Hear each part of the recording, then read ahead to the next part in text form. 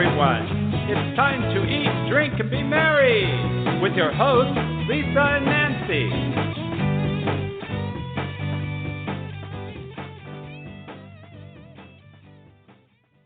Well, welcome to Big Blend Radio's second Friday Food, Wine, and Travel show. It is all about eating, drinking, being merry, and we're your hosts, Nancy Reed and Lisa Smith, publishers of Big Blend magazines. You can go to bigblendmagazines.com and check it out.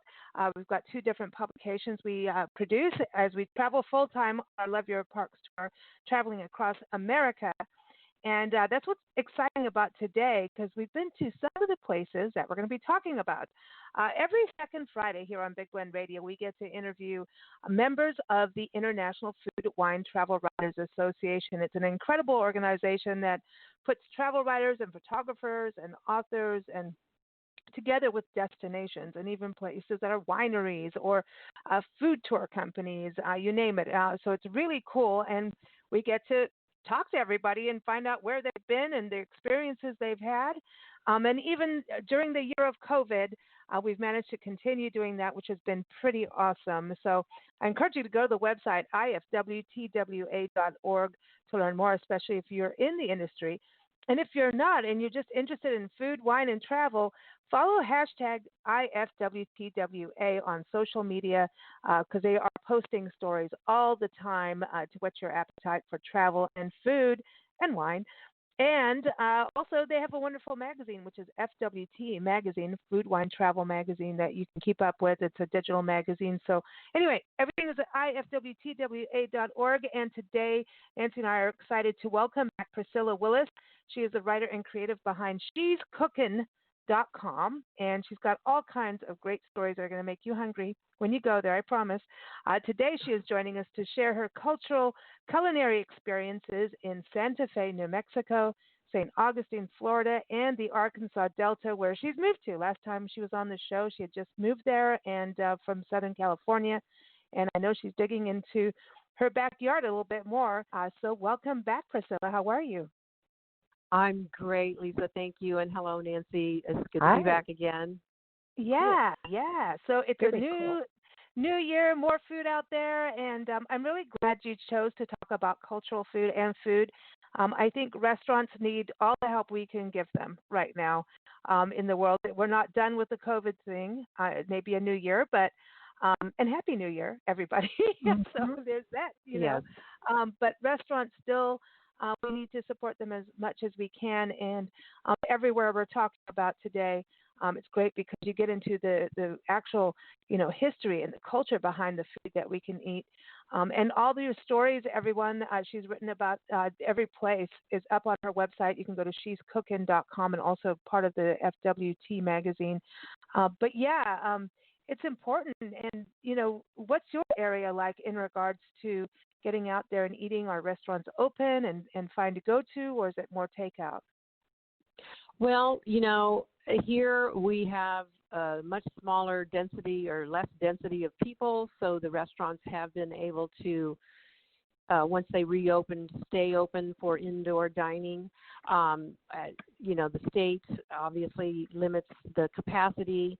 I think maybe it's 50% now, but they haven't had to shut down repeatedly like they have in Southern California, where I was living.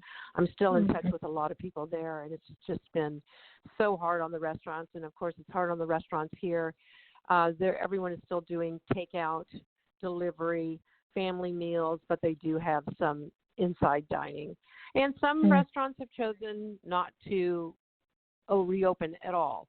And some then have been shut down because they couldn't survive on just the carry out during the quarantine in March and April. But it's very difficult all the way around, I think, wherever you are. Correct. And now, I think it is. And whatever we can all do, like I said, whatever we can do. And it's important also for their employees, not just the owners, but the employees, tip your waiters and waitresses as much as you can, because they're even, there's not going to be that many waiters and waitresses, but Arkansas, let's go to your state that you're in. You talk about Delta cuisine, and Nancy and I've kind of been a little bit outside of North Little Rock, and we were there, Little Rock in 2019, and then the Hot Springs area 2020. We have had a little bit of the taste of the Delta region, but it's interesting because even thinking of Arkansas with the Delta region, you always think about Mississippi and maybe Louisiana, but not so much Delta of Arkansas. But it's true, they even grow rice out there. So it's interesting that okay, you well, that. Little Rock is in the central part of the state. Hot Springs is near their southwest, but neither one of those are in the Delta. It's confusing because the Delta region, you just have to think of the Mississippi River is what the Delta region is. And yes, Mississippi, the state of Mississippi is more often thought of when you say Delta cuisine, but Mississippi borders Arkansas and along the Mississippi River. On one side is Arkansas, the other side is Mississippi. So they have Delta cuisine too. And that's more, all along the state. The whole eastern border of Arkansas is along the Mississippi River. But generally, Delta cuisine is more from Memphis going south. Because Memphis also goes into Tennessee, but there's West Memphis, which is in Arkansas. But Delta cuisine kind of starts. Very cool. What was interesting, and you talk about tamales and hot tamales, and when we were in northwest Louisiana, there's an area in the no man's land, actually in Sabine Parish area, Zwali, and they have a tamale festival, and their tamales are different than what we were used to in California and Arizona. Really thinner and just different, and actually really goes back to their Native American roots even, which I was like, I didn't know that, So when it gets to hot tamales in Arkansas, what were they like for you in comparison to Southern California? Oh, yeah, you're right. I mean, they're nothing like Mexican tamales or even really New Mexican tamales because they're usually swathed in a very in a sauce, and they're cooked in a sauce, whereas tamales in New Mexican cuisine or Mexican cuisine, they don't cook them in a sauce. They're just cooked in the masa with the wraps, the corn husks. But so hot tamales are cooked in their hot sauce, and they're really delicious. I loved them. They're spicy, and people are surprised to see tamales in the South, but they're there. And they're a yummy. mix of they're very good. They are used more as, from what I've read, I don't want to say an appetizer, but a snack. Yeah, that's kind of what we saw when we were there. The tamales were thinner, so it wouldn't be like it's a little bit different. And as I recall, I know they had shrimp, but pork was like the main deal about the tamales in Northwest Louisiana. So, was pork a big deal in Arkansas, in the Delta region, in Delta food? Yeah, all across the South, pork is big because they grow a lot of pork down here. No, I never even saw any shrimp ones. They're all pork. Oh, wow. Yeah. So there you go. So, cool. Hey, and we're recording this on Bacon Day, so there we go. or a mixture, but I never saw any. Like the ones I asked the owner of Pasquale's, how did an Italian start making tamales? So he's got a very, very long history, and a lot of it stems back to when his family rented to people that actually started making the tamales there, and that's how they started making them. Because he's from Sicily, so it was a very interesting story going way back. Wow! But wow! I love that food. It was a portable food, so actually they weren't probably using them or eating them with all the sauce because they would take them out to the fields to eat. And they would swap recipes. So Pasquale shared his Italian spaghetti recipe, and they shared their traditional Mexican hot tamales. But because they were kind of like you could eat them with your hands and carry them to the fields, they were more, it was a portable food. Kind of like other countries have hand pies or savory pies, and they could put them in their knapsacks and take them out to the fields to eat for lunch. or whatever. I wonder about that even with like hush puppies and things like biscuits and that those are I know you can can have your gravy and everything, but there's something that you can take out as well out into the field. Yes. Yeah, Yes. biscuits because you can. As it's yeah, why not? But listen, this is something I didn't know. Kool-Aid pickles. I have that's like was my number one question for you was like, tell us about the Kool-Aid pickles. Yeah. Okay, Really? that family, I think they just like to come up with different things. I'm not so sure that's was it's a soul food restaurant, Rosie's Diner. This restaurant was in what town? Helena, West Helena, Arkansas, where they have the King Biscuit Flour Hour. They have the King Biscuit Blues Festival. Of course, they didn't have it this year, which is one of the the largest and most well-known blues festivals in the South, or in the U.S. actually. But anyway, I think she just likes to play around with things, and they're super popular. And this is something they could serve at the blues festival. And back to the tamales, like those kind of, and biscuits and hush puppies, they don't need to be refrigerated. So, the field food. Now, this was just a fun food she created because they all have booths at the blues festival. And they were so popular, they just continue to make them in all kinds of different flavors. But They made a great picture. And I tried a few. They were really good. And to me, we have a thing about pickles, so it's like whenever you can get a pickle. Yeah. Every time we have anything with a pickle, Linda Kassam is also a part of IFTWAN, the past president. I message her all the time. I'm like, look at my fried pickles. Like, where's your last pickle? We're pickle. I didn't know that about Linda, but yes, I love pickles too.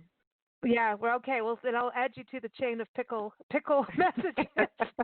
Maybe because we like to be pickled. I don't know what it is. But that's the deal. But okay, so when you think about soul food too, I mean, that's like even in Dallas had some. I remember some of the best soul food I've ever had was in Dallas, but years ago. But when it comes down to that, I mean, Arkansas. You went out and you enjoyed like a whole bunch, and isn't it goes back to pork for that too when it comes down to soul food. It gets down to the pork pig. And also all the parts of a pig, all the parts of any animal, but mainly it was pork. But soul food is basic down home cooking, rooted in the rural South, and pork is a staple. Beans, greens, cornmeal, which they use in cornbread, hush puppies, Johnny cakes, coating for fried fish, and then pork, but they use everything from the pork. Ham hocks, pig ears, hog jowl, chitlins, pork fat for the frying, pork fat to slowly cook greens. You always have, you hear about beans and greens, or, We had greens. so they we make had the collard vegetables greens taste like bacon. You mean? Yes, that's it. Well, we had collard greens for the first time last year. We went and hung out with our friend Zakia Hooker and her husband Ola and Christopher Bell, both musicians, and we went there for lunch, and they were like, "Oh, we got some fried chicken, some collard and black-eyed peas," which and Nancy and I look at each other, we're like, we don't know about these green things, especially Nancy, but they were really good because they had a little bit of that salty kind of goodness that you can only get from pig. Yeah. It was really good. You're talking about collard greens now. Yeah, the greens. Yeah. There was like, I was like, okay, we can do this. This tastes so much better than what we thought. So yeah. Yeah, they cook it in lard, pork fat. Well, that tests to why I need to go jogging now. But the other thing is catfish. Now that's something we've seen, all throughout Louisiana, Mississippi. People are out there fishing everywhere. It's kind of like how people get their food. And catfish. Nancy and I are allergic to fish and seafood, so it's we never get to really write about it. And so you talk about catfish, and that is a big deal in the Delta region. I think it's anywhere in the Delta. Here, bring out the catfish. So they're using the cornmeal on the catfish too, right? Oh, yes. Yeah. It's all coated in cornmeal coating. Oh. To deep fry it. Yeah. It's Cool. It's great because it gives it a little more texture and you have crunchiness. Yeah, it wouldn't be the same without a cornmeal coating. Yeah. And Catfish is huge, and I'll tell you that restaurant I went to besides Rosie's, and I don't know if he's still open. I hope he is. It's called Downtown Bar and Grill. Eddie Evans. He and his mother, own the restaurant. He owns the restaurant. She helps him. And I don't know, like I said, if they're open during all this. So he got his. I said, this is the best, and I've eaten quite a bit of catfish. And it's not all wild caught. Catfish is so popular and sold in all the restaurants that a lot of it is farmed. Oh, and okay. his catfish, it's not like he went out and caught them in the Mississippi or whatever, or other little lakes and rivers or whatnot. His catfish was from Tunica, Mississippi. Pride of the Pond is the name of the source catfish, and it was so good. And a lot of people go, oh, I don't like catfish, it tastes muddy and stuff, which very well may be if you catch it wild, and they're big, but these are farmed catfish, and it was very sweet, white meat, and tender, and didn't taste muddy at all. Large fillets, quickly fried in cornmeal. It was delicious. So the fish that comes from freshwater sources taste it's different. A freshwater fish. Yeah. Okay. So if it's a freshwater fish, does it taste different than a saltwater fish because of the water? Yeah, I think freshwater fish is very, it's very sweet compared to, deep sea fishing. Saltwater fish is all good. I loved it too. Sea bass, swordfish, tuna, those are all ocean fish. But yeah, lake fishing is trout, catfish, walleye, crappie. There's all kinds of them. Redfish, you'll see a lot in Louisiana. They're generally speaking, it's very delicate, sweet meat. But interesting. And white fish. Okay. It's not like salmon. Well, salmon is a freshwater fish, but tuna or swordfish, or they're just sea bass is a very white, flaky fish, as is halibut and cod, because they are in the cold ocean. But it's different because you don't have that salt water aspect. But who would know? We don't know. You guys know that eat fish. But I always wondered if catfish was kind of like greasy to eat, like the way when it's fried like that. Does the cornmeal help pull that off, or do you want the grease on it? I have no clue, but do you want the what in it? The grease. It just always seems to me like they always talk about a fish fry and being fried. It just depends. Yeah, sure. Okay. But a lot of people that don't like it probably had bad experience. I mean, it's with anything that's fried. Even if you eat French fries, it depends on how fresh your grease is. If it's hot enough, whatever. Yeah, if it sits there and doesn't cook fast enough, it soaks up the grease. That's how you get greasy fried food. It has to be hot grease. Should be changed, and it needs to be cooked quickly. And I like fried food. I'm just saying. So no one take it the wrong way. Listen, when we're in Louisiana, they actually have a gas station food map that they're doing in Northwest Louisiana, Natchitoches area, because in Sabine Parish, and because you get some of the best fried food out of gas stations. Really I'm telling you, it's good stuff. And they're good at it. And another reason to go jogging. How do you stay so petite? Because you're going around eating all this food. I'm just saying. Well, thank you. Well, I always say, like in my little bio, that I always I mix my culinary adventures with what I call soft or light adventure. In other words, not real strenuous exercise, but hiking and things like that. Wherever I go, I like to, if nothing else, walk. I walk a lot. And, you know, that's cool. Just doing some exercise, and I don't eat a whole lot.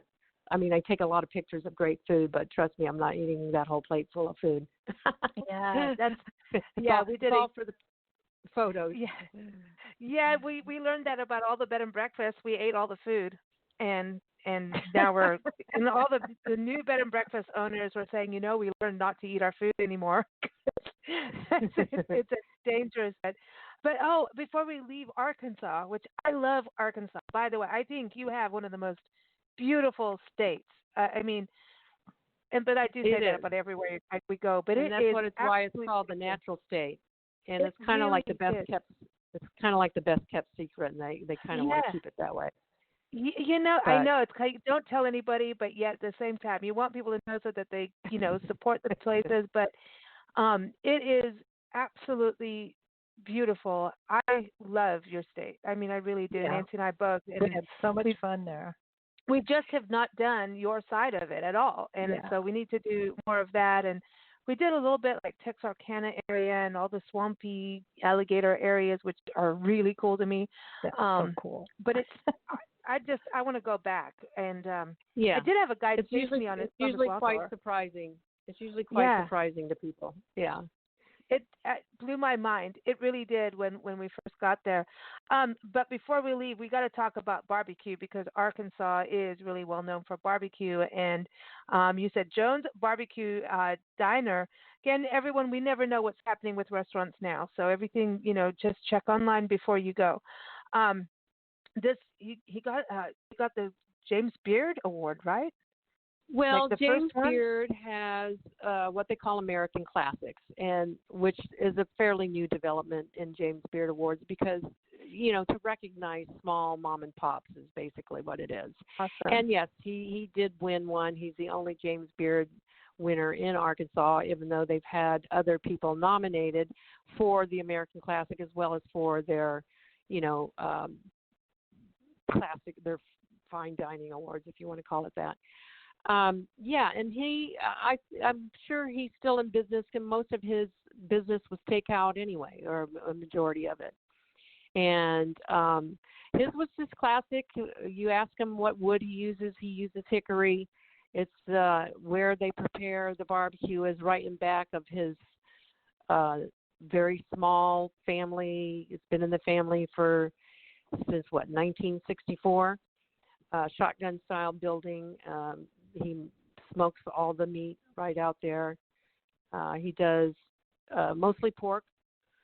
And, so he put on face. Actually, you wonder how did they discover someone. I think they have a nomination process. And John P. Edge, who's very famous for, he started Southern Foodways Alliance, which is based in Oxford, Mississippi. He kind of put that in their ear about Jones Barbecue. Very cool. Yeah, so it was a very big. Yeah, they won in 2012. Very cool. And they don't have a really distinctive style. They don't use a dry rub. They don't use vinegar. You know, each region has its own claim to fame. And even if he did have a secret, he's not telling. So there you go. there it is. Just serves it just like his daddy did on White Wonder bread. So they haven't changed a thing. Well, haven't changed a thing since 1960. They've been selling barbecue. His dad started it. And actually another point for him is they are recognized as probably the oldest black-owned business in Arkansas. Wow! Because his dad started it in 1910. Wow! Right on, right on. That is so cool. That's so cool. I'm glad. I hope they're still going. You know, you want them to keep going. You know, if they're the first two, and that's. I mean, even to have a family business that started in 1910. You know, to me that is just to still be around. Special, you know, man. It's special, you know. I think family businesses are special, and mom and pops, and I'm so glad to hear that James Beard is doing more for that, because I think that's where we do find our cultural food. I think that's where we Yes. find integrity and connection and community, and we get to learn instead of having here's your same thing over and over. You know what I mean? It's like that's the thing about going out to eat. It's the story behind it, not just the food. It's, do you like it or not? It's the story behind it. Saint-Augustine-Florida, we were there a little bit in 2020, and we didn't get to really explore, do much other than say, it's beautiful. Man, it's a beautiful area. Also, isn't the oldest city it's like the very first city of America, the oldest European settlement in the country. And Yes. it's obviously going to be very diverse because it's on the coast. And so much stuff went down. I mean, we had pirates and all kinds of things happening on that coastline. I know, but Oh, yes. you're talking about a cuisine that is the Menorcan culture. Am I saying that correctly? Because this is Yes. a whole new thing for me. Okay. Yes, Menorca. The Menorcans were brought there, a large group of 700 of them, on a ship to work an indigo plantation. So they've been there a long time, and so yes, and mostly the Menorcan clam chowder. I mean, that's what you'll find in a lot of the restaurants, and they use a special pepper called datil pepper, and so it's a red chowder compared to white clam chowder, and it is spicy. Although the ones that I tasted were not so hot that you can't eat them, kind of spicy. They just have a little kick to them. And, it's excellent. But it's the datil pepper. It's a special kind of pepper. Okay, so it's a special pepper, so that came from the island of Menorca then, basically. Right, and it's grown, they brought the pepper with them from Menorca. Menorca is in the south of Spain, and 3 islands. People are probably more familiar with Majorca and Ibiza, and Menorca is the third. So the islands in the Mediterranean and off the coast of Spain, and they grew that pepper and brought them with them. And it's grown in St. Augustine now, and for pepper lovers that like to buy all kinds of different hot sauces, they should definitely try this one. And in fact, someone, the datil pepper hot sauce company, found my post on Instagram, I think, and messaged me.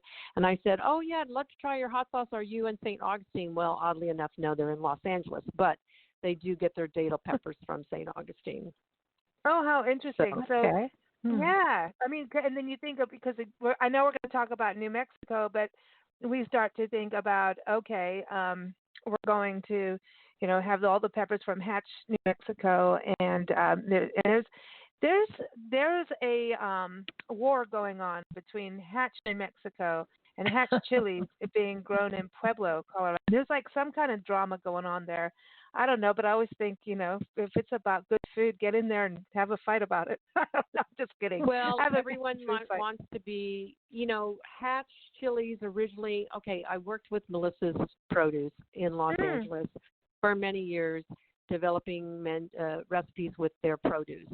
I attribute them to really the popularity of Hatch chilies now. It's very commonplace. Really? Where when I first started working with them, gosh, I don't think it's been 10 years, but almost 7 years ago, they were just starting to market them because they were a specialty produce company.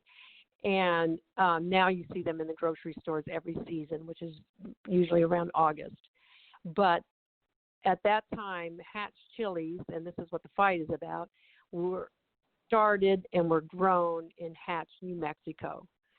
That's why they don't like Pueblo, Colorado, who I'm sure is growing them now, but that's not where they originated. So there it is. And that's what it is. And they have a huge Hatch Chili Festival in Hatch, New Mexico every year. Probably not this year. Nothing happened this year. But that's where they originally came from. And like I said, I'm sure that's what the disagreement is about. What's interesting about... They probably don't want them calling them Hatch chilies since they're not from Hatch, New Mexico. Oh. But that's probably what it is. Well, And but that's like champagne in France, Burgundy wine in France. It's the same kind of like, hey, this is from our place, and it's kind of local pride. It's part of the integrity of the ingredient is to know where it actually comes from. It's like the right. poinsettia Well, they comes from Mexico. they in don't South have America. DOCs for they need to, I guess, develop a DOC or something like that for peppers. Mm. So when you travel, do you look for having this background with Melissa's Produce? And by the way, like a lot of the members of IFTWA, the International Food Wine Travel Writers Association, I've been watching their posts lately. Man, they're getting all kinds of pink pineapples, and you follow them, and I'm telling you, you're going to see things that you're like, what? What do you do with a chamoy?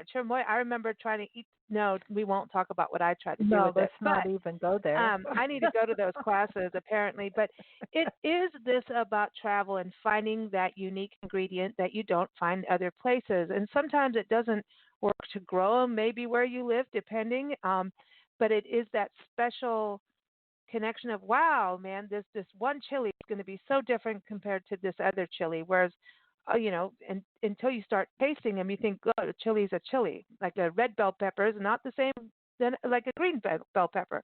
Two different, things. So is that part of the draw for you is special ingredients? Oh, yeah. Wherever I am, I always try to seek out what is unique or that you can know what their specialty is, regional cuisine, regional specialties, whether I'm in China or in the U.S. Yeah, so it's always been an interest of mine, and generally when I'm researching somewhere, I look up, you read about the food and where you're going to eat and what to try and things like that. So, yes, I always do that.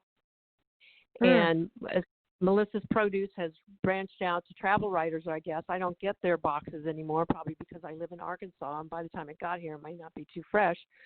But, yeah, they are one of the first to always have some unique things that they bring to market that people are unfamiliar with. So they work with bloggers and writers to familiarize people, the general public, about these things they're carrying.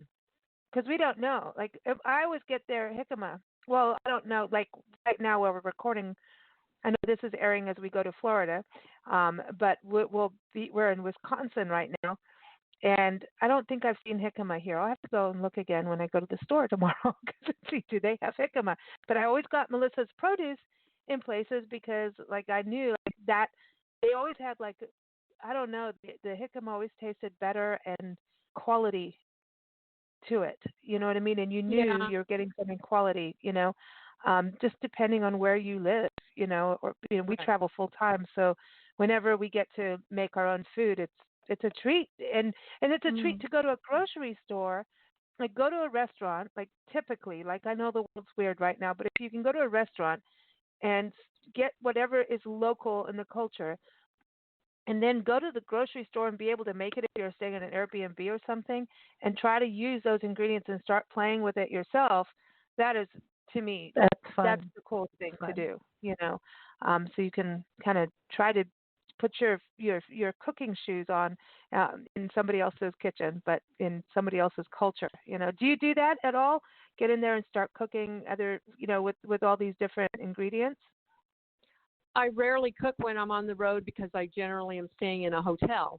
But I always seek out the regional cuisine. I love going to farmers markets, and I'll come home, and if I can get the ingredients, try to recreate things.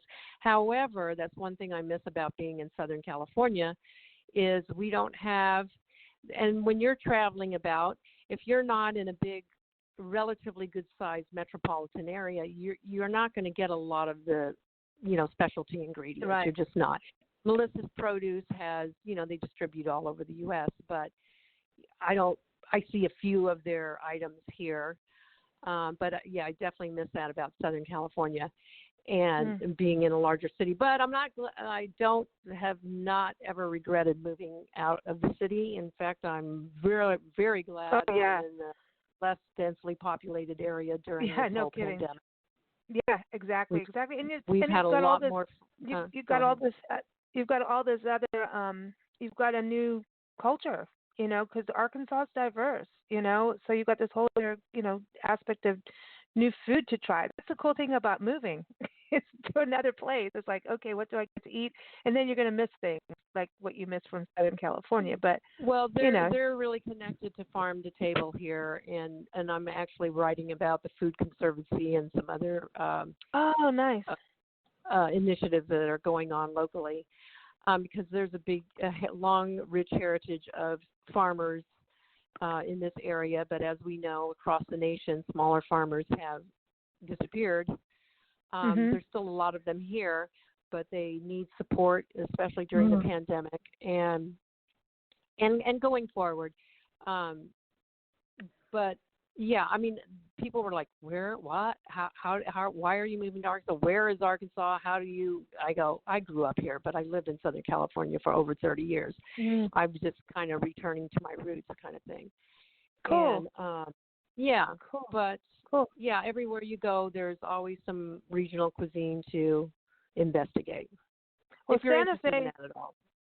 Santa Fe, New Mexico. We were there in 2019, summer 2019, and we hadn't done much in New Mexico. We like Silver City in Southwest New Mexico, and then here we were in Santa Fe, and it was like, wow, margaritas. They have the margarita trail. They have their bizcochitos, if I'm saying it correctly. They have their own cookie. You know, Yeah. so a state that has their own cookie, really great. But you got to do some experiences different than us. One is that you actually got to go and get into the Native American food and into the Pueblo style of cultural food. No, you went to Bandelier National Monument. We've done that too, and it's a special place.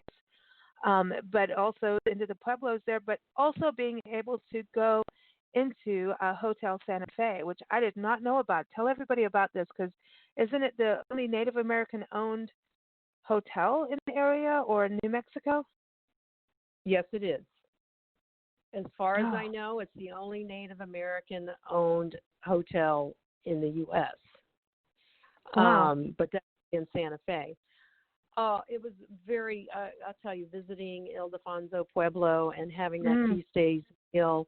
And Elmer Torres is the one that took us through Bandelier, or that section of Bandelier.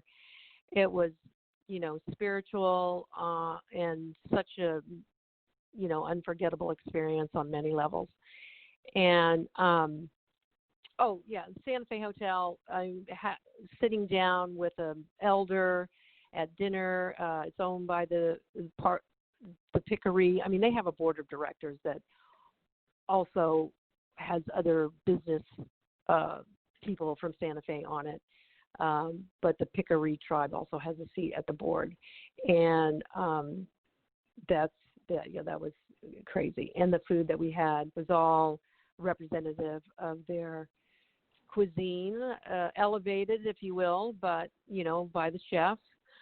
But we had red chili, cornbread crusted trout, all of these, like they eat trout, they fish for, trout. We had quail breast. I love quail, and these were all probably, they're farm raised. We had elk tenderloin.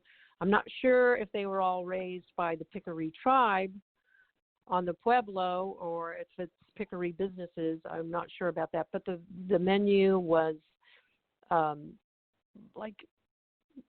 represented foods that they eat through the years. Yeah, historically. Yeah. They were on our show. Mr. Torres was on the show a few years back with Linda, came on, and it was he's the sweetest man, and his wife. They're just such a sweet couple, and what they do, and all these feast days, and that's a huge deal. And I know he actually has like a tour company, I think, where you book specialty tours, and that's really the only way to go to a Pueblo, right? Is to really connect with someone who's from the Pueblo, and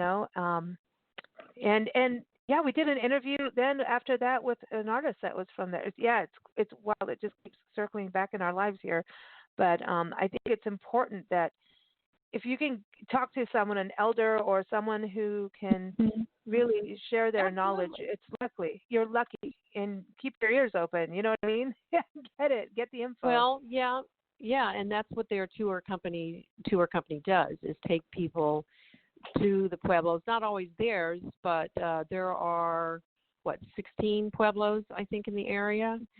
And they had just day visits for a feast day lunch like we had, or all the way to like a week-long immersion into it. But it's Pueblo life. But yeah, totally. That's the way to go if you really are interested in learning about Native American culture. Other than this goes way beyond shopping on the square. Right. Yeah. There's beautiful galleries and artisan work on the square and all around Canyon Road in Santa Fe.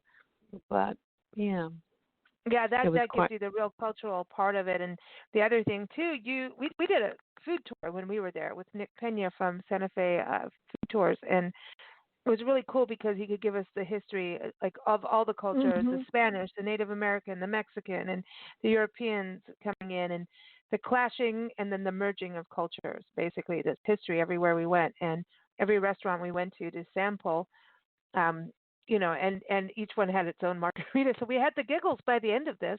Yes, but it was a walking food tour. It was fantastic, and we really learned from that. I think now we really. These kind of immersive experiences where, your tour guide that really knows the area, loves the area, is from the area, when you get to have that experience, take it. Because you may be eating pozole, but going, oh, this tastes good, but no clue about how it's prepared and why. Yeah, what goes into it. So the other thing is Santa Fe School of Cooking, we never had that opportunity either, or chance to do that, just timing. We all do different things, when we travel, but I know a lot of travel writers have gone there, and they're like, that's important because you are now learning how people cook the food of Santa Fe. I know there's one thing with it.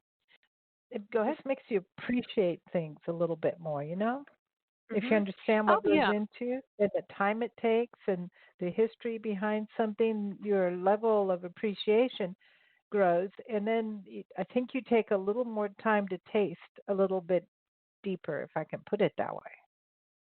I totally agree. And not everyone's a foodie, so some people aren't interested in that at all. But we at the International Food, Wine, and Travel Association, I think we all pretty much have that in common, as well as a whole generation of foodies out there.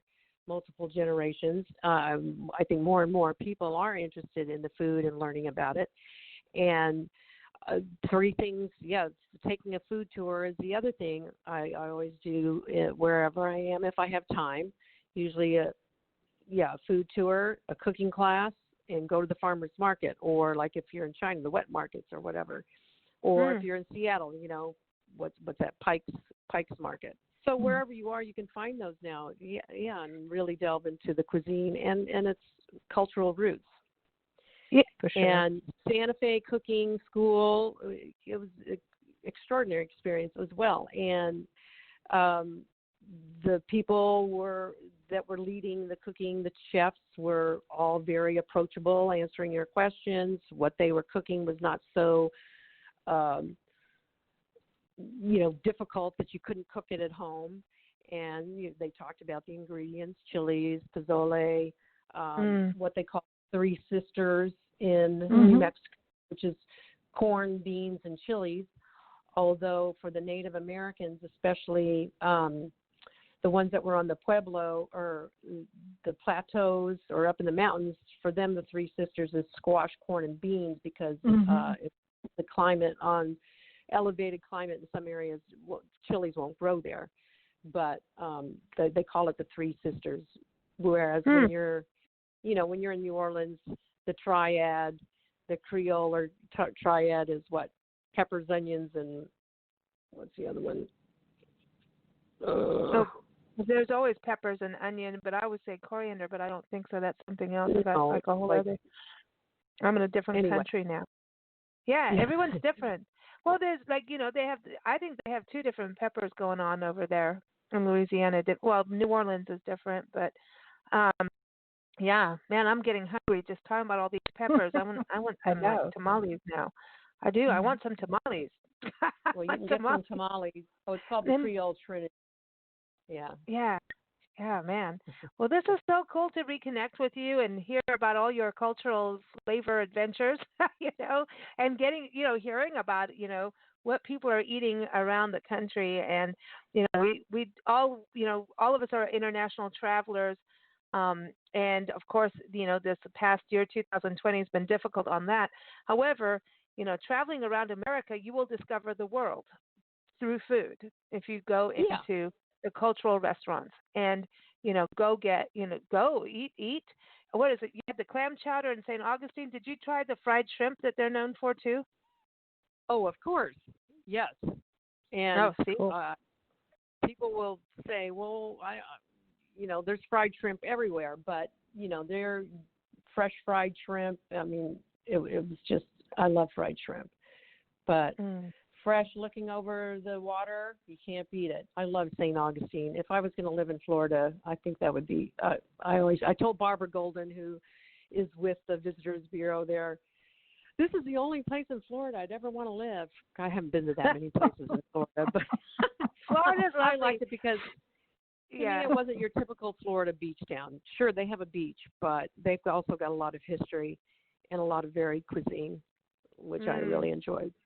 Yeah, we were there very short amount of time and more in a golf course setting and taking care of dogs and because we do that as we travel. But it was, I just, and of course with COVID, everything was just in.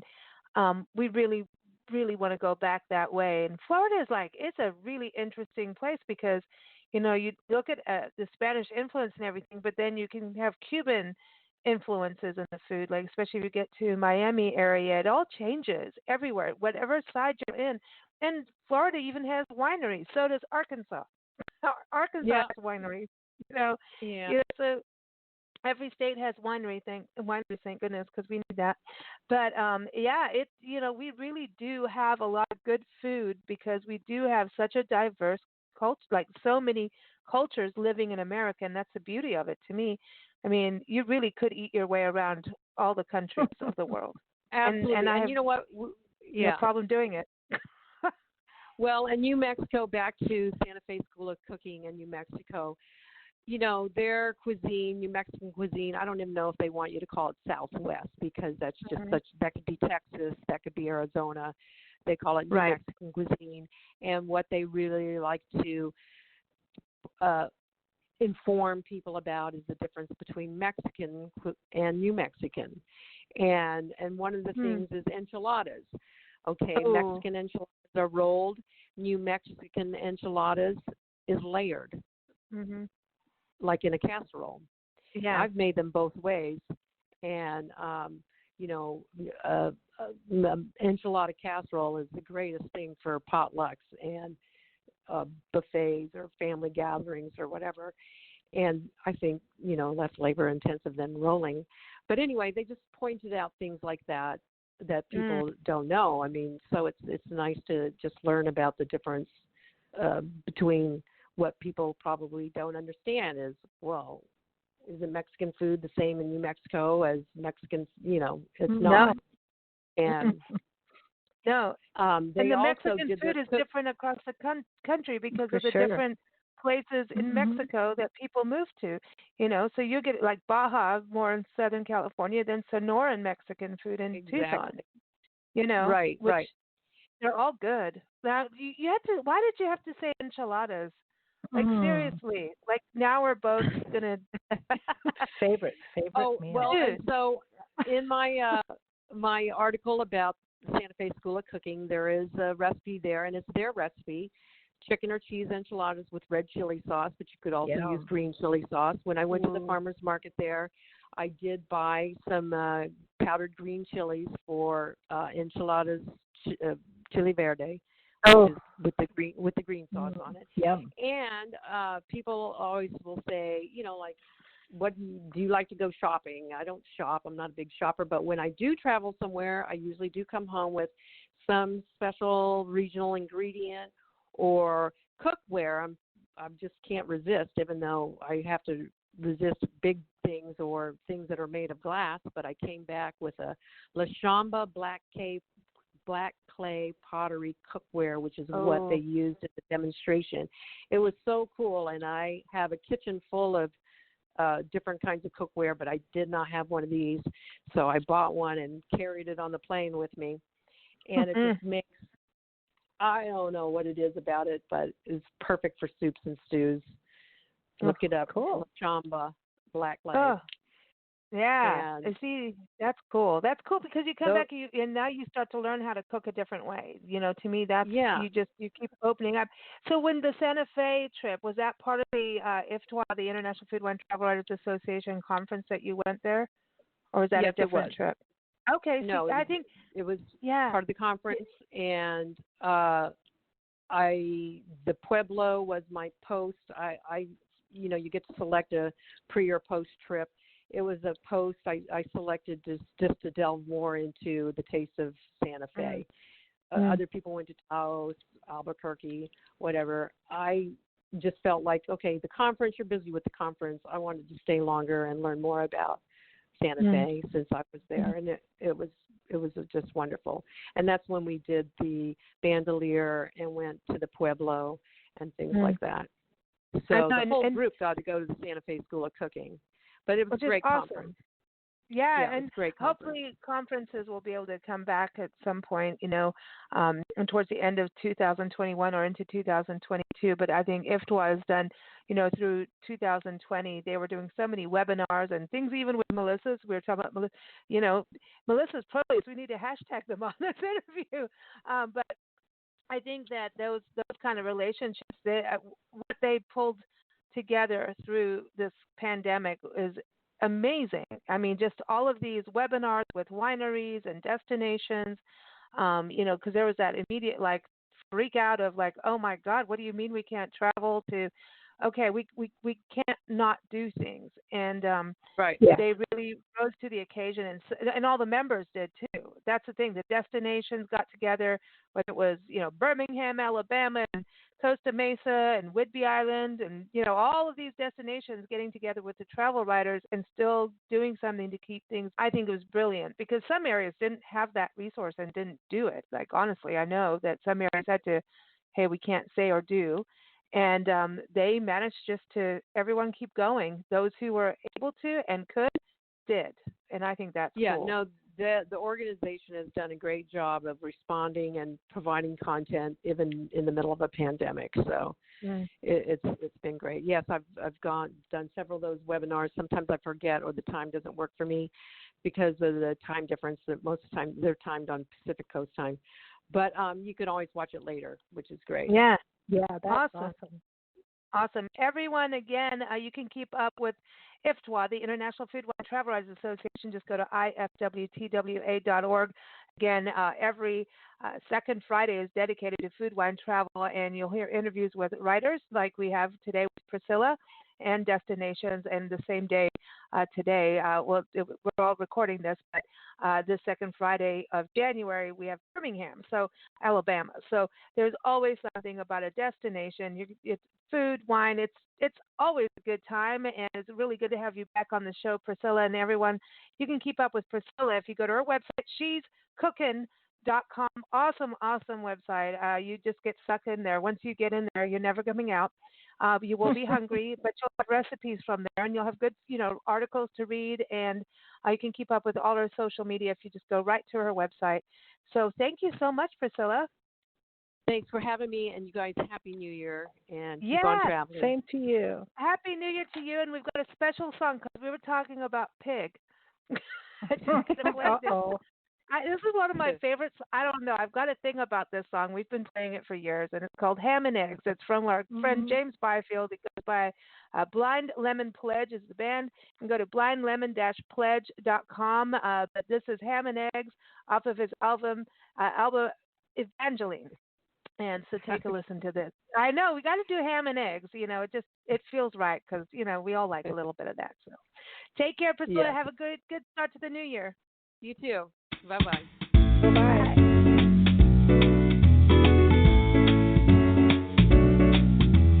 I found $1 in an old piece coat I wore for a long, long time.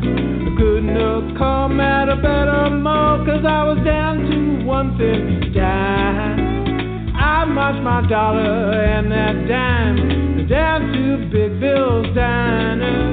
'Cause when you tie your feet back on, there ain't no diner finer.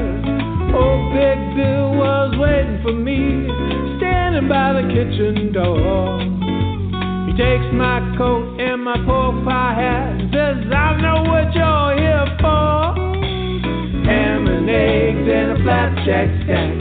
Ham and eggs and a flapjack stack.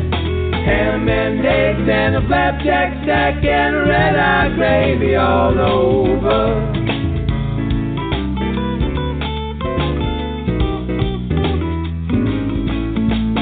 If I was a pharaoh with 500,000 slaves, I'd abdicate my crown and throne for a plate of Big Bill's eggs.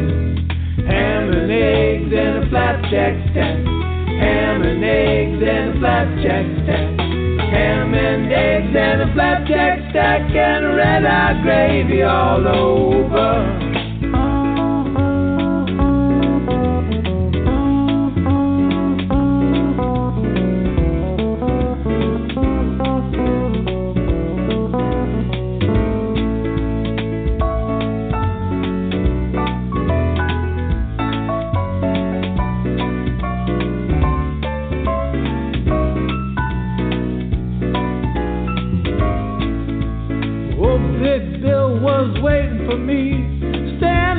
Kitchen door. He took my coat and my pork pie hat and says, I know what you're here for. Ham and eggs and a flapjack stack. Ham and eggs and a flapjack stack. Ham and eggs and a flapjack stack and red-eye gravy all over. If I was elected Pope, I'd wear them satin slippers. Just one stack of Bill's flapjacks and I'd win one for the Gipper. Ham and eggs and a flapjack stack. Ham and eggs and a flapjack stack. Ham and eggs and a flapjack stack and red-eye gravy all over. Ham and eggs and a flapjack